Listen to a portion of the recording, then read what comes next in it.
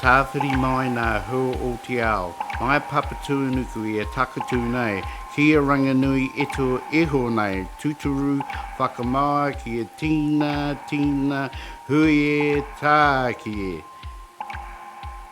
My whakapapa has intertwined me with the river, and that is the past and the present and the future. My hope for the river is that we can touch some people that aren't doing the responsibilities. Out of the river comes life. Ko au te awa, ko te awa ko au.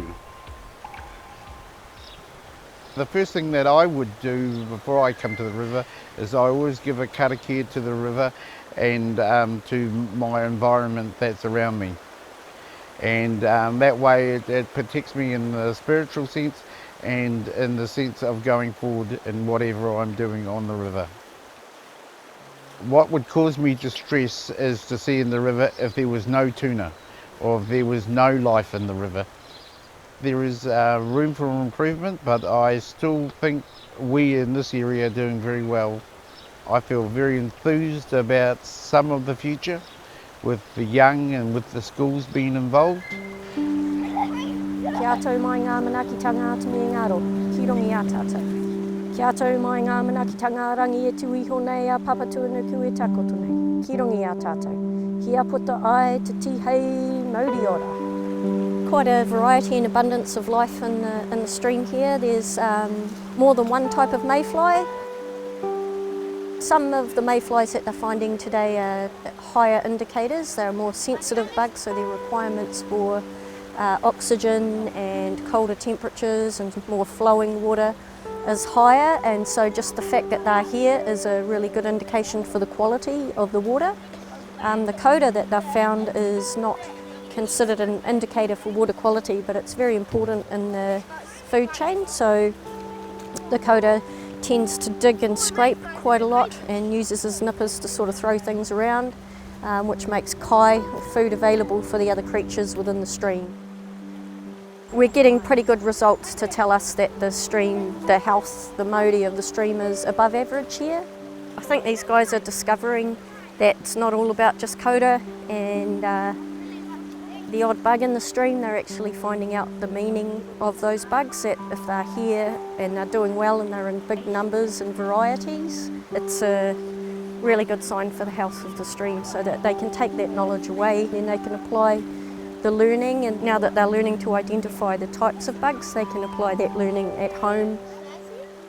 We started 16 years ago. I began taking down small groups of children. It was like doing science without actually really quite thinking about it. It was special, and I think what they will look back in years to come, and the big picture will become more obvious to those children who went down to the river like that that's what we were doing down there. For me, it's been a wonderful way of connecting to the community, knowing people and this river that starts here. We've always encouraged the children to have that little piece that was theirs to be part of. So, and then Mel has brought a whole nother layer to it. Those trees that you see across the road there, straight across from the school, they were planted by a group of school children with the Nelson City Council, and look at them now. It's just really special, and we've been up the road, up the Lud, and we've planted alongside just one of these little streams. We've planted down at Parramatta Flats, we've planted out at Delaware on the Spit. It's just taken us out into the community, and even the little ones plant, so that's been a really special thing. They are the future, and they are the ones who are going to carry this river forward in their hearts and look after it, and they're becoming more and more aware and more tuned in. It's becoming so much more part of a community awareness that this river needs loving. So this waterway could actually provide some really innovative practical solutions in a number of different ways. I mean, we've got an outcome that we want to achieve, and I'm hoping that the farmers will come up with practical solutions to how they could protect the water and the same with the lifestylers, with the problems with the water flow. And it'll be really great if forestry could work alongside the different sectors as well. There's already been quite a bit of work done. I mean, we're standing next to quite a nice riparian planting that one of the local farmers has done, and there's been quite a lot of fencing off of the waterways. So it's just a matter of picking that up, carrying it on, and really targeting what will make a difference in the water. And hopefully all the kids that live in this, along this waterway won't need to worry about when they swim in it. It'll be nice and healthy for them all the time. My grandfather lived at this house here, and my father was brought up here, and that was a farmhouse. I used to catch eels for my father's older sister, and that she used to live over at the other side of Gentle Annie. I used to catch these eels, probably about that long, probably weren't big eels, but then I'd take them home in the old sugar sack. Plenty of eels in the river, even in those days. Yes, I used to pop on my push bike and go down to Cable Bay and put my net in down at the Cable Bay mouth, down at Parramatta Flats, all down there. It's remarkable when you see, up and higher anyway, it's remarkable when you see trout now. And they were only like this sort of size, whereas what we used to see was more like this. Yeah, my belief is that there's lower flows now. Also some of the good habitat was filled in, so we had some good deep holes further up, some good bedrock that's been filled in with gravel. So the bed changed, and I believe we've probably got a reduced flow as well, so possibly the river's warmer. We've got everything in this river for exotic weeds. We've got, as Jan says, whole man's beard. Sycamore is a big one here, and sycamore, hawthorn, a whole range of things that really aren't that helpful. The big trees though aren't so much of an issue because they do the shading.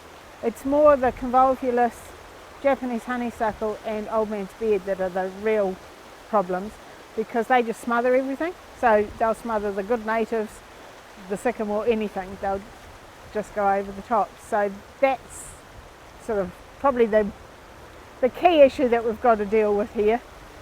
Yeah, I mean there's all kinds of problems with having those weeds. If it looks like a tip, we treat it like a tip, and it shouldn't be. It's really quite special. We've recorded 70 native species along the riparian margins. You know, and that's not bad for any forest remnant in terms of biodiversity. So they just need a little bit of help from their friends to be able to compete with those exotics. And those things will do a way better job of looking after our stream. So there's been, just down in this section, there's been a bit happening.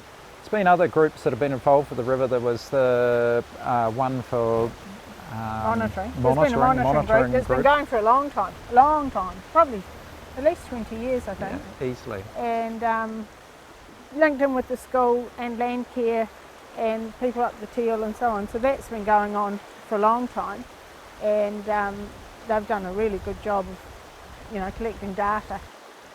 Pukatea, these are quite special, and most of us in Nelson North, we drive down Cable Bay Road, we gaze wistfully out towards the river and we see these lovely pukatea growing. They're quite iconic for this area. How cool would it be to get a few of those?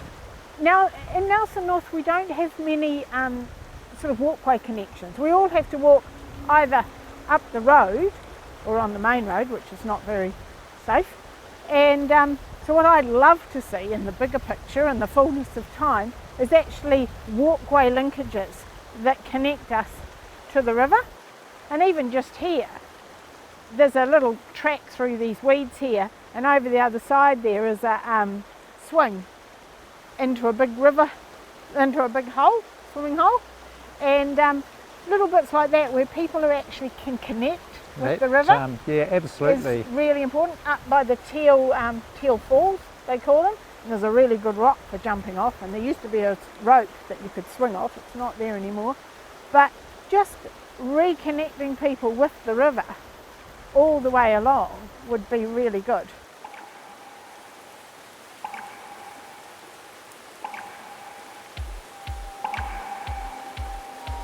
think to look forward, we gain a better perspective by looking back, and that's why I like to incorporate tikanga and kawa, traditional Maori customs around water that remind us how precious it is. We can gain a greater respect for it so that we never just come here lightly. At the end of our karakia, when we say Tihe Mauri ora, Mauri is the life force that flows through all things. And so it even includes all the microbial things that we don't see. So for example, when the kids are working in the stream, we'll say whatever water you've taken out, the same water is to go back in. And in some ways that's respecting every tiny form of life, even what we can't see. Some people might think that that's a little bit over the top, but what it is growing our respect for even the tiniest little creatures, because the mauri of each bug and each creature is just as important as our life force. Without those living things in our ecosystem, then we are not going to remain very healthy either. For our mauri to remain strong, we need that clean water, clean air, clean soil, and an abundance of resources for our needs. I would like it that I can just come down and catch a tuna at will and not harm the river, and there will be plenty for the other people for the future. By protecting the river is protecting the birds, which is bringing the life force of the river up too.